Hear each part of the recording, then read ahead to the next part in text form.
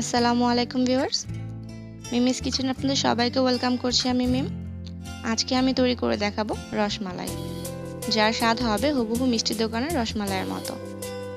আমি আজকে 1 কাপ গুঁড়ো দুধ দিয়ে 1 কেজি পরিমাণ রসমালাই তৈরি করে দেখাবো। আশা করছি আমার রেসিপিটি আজ আপনাদের ভালো লাগবে। সবার প্রথমে এখানে মিষ্টি তৈরি করার জন্য আমি ডো তৈরি করে নেব। এখানে 1 কাপ পরিমাণ গুঁড়ো দুধ নিয়েছি, একটা ডিম নিয়েছি, হাফ চামচ পরিমাণ বেকিং পাউডার ও হাফ টেবিল চামচ পরিমাণ ঘি ব্যবহার করছি। চাইলে এখানে রান্নার তেল ব্যবহার করা যেতে পারে, কিন্তু চেষ্টা করবেন ঘিটা দেওয়ার জন্য, এতে ফ্লেভার ভালো আসে। তো আমি একটা প্লেটে নিয়ে নিচ্ছি গুঁড়ো দুধগুলো, নিচ্ছি বেকিং পাউডার, দিয়ে দিচ্ছি ঘি। উপকরণগুলো হালকা হাতে একটু মিশিয়ে নিচ্ছি।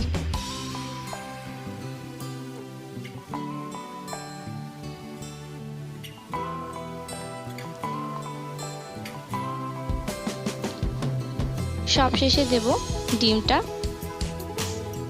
এখন আমি একটা ডো তৈরি করে নেব। খুবই হালকা হাতে কাজটা করবেন, নয়তো মিষ্টি শক্ত হয়ে যাওয়ার সম্ভাবনা থাকে। প্রথম অবস্থায় কিছুটা আঠালো দেখা গেল, ধৈর্য সহকারে কাজটা করলে খুব সুন্দর একটা ডো তৈরি করে ফেলা যাবে।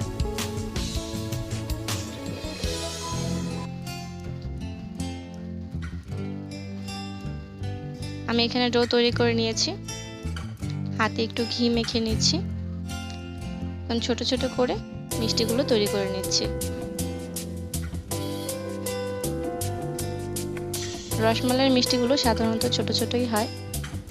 এগুলো যতটুকু সাইজে তৈরি করছি, বড় রান্নার পরে এগুলো আরো সাইজ আর একটু বড় হয়ে যাবে।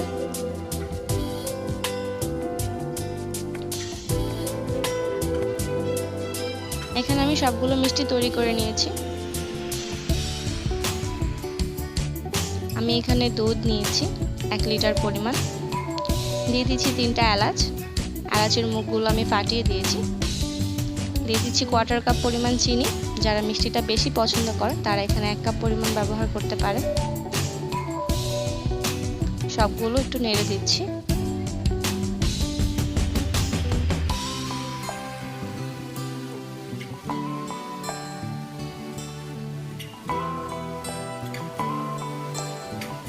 বলক উঠে আসলে তৈরি করে রাখা মিষ্টিগুলো দুধের মধ্যে দিয়ে দিব।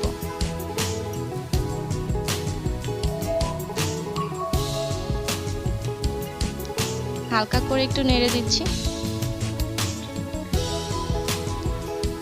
এখন 15 মিনিটের জন্য 10 মিনিট হাই হিটে রান্না করতে হবে এবং 5 মিনিট মিডিয়াম টু লো হিটে। 10 মিনিট পর্যন্ত চুলার সামনে থেকে সরা যাবে না। যখন দুধটা একটু বলক আসতে শুরু করবে তখন ঢাকনাটাকে একটু ফাঁক করে দেবেন। এভাবে করে 10 মিনিট পর্যন্ত দুধটাকে এভাবে জাল করতে হবে।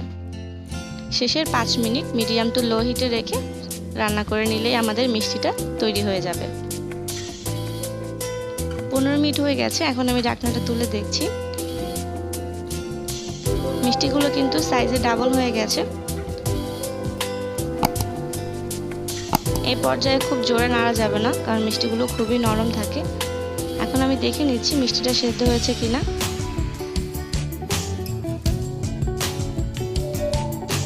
দেখুন ভিউয়ার্স, আমার মিষ্টিগুলো ভেতর থেকে সম্পূর্ণ সেদ্ধ হয়ে গেছে আর এটা খুবই সফট আছে এখনো।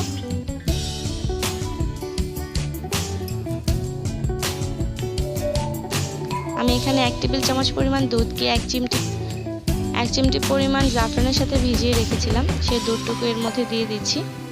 এটা অপশনাল, এটা চাইলে আপনারা না ব্যবহার করলেও চলবে। এটা জাস্ট আমি ফ্লেভারের জন্য ব্যবহার করেছি। জাফরানের ফ্লেভারটা রসমালাইতে ভালো যায়। আমার রসমালাইটা হয়ে গেছে। আমি এখন চুলাটা বন্ধ করে হালকা একটু ঠান্ডা করে 2 ঘন্টার জন্য ফ্রিজে রেখে দেব। সাধারণত এই মিষ্টিগুলো ঠান্ডা ঠান্ডা খেতেই ভালো লাগে।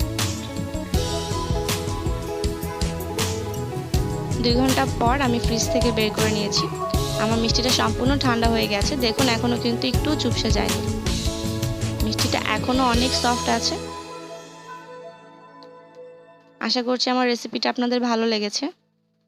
ভালো লাগলে আমার চ্যানেলটি সাবস্ক্রাইব করবেন। সবাই ভালো থাকবেন। আল্লাহ হাফেজ।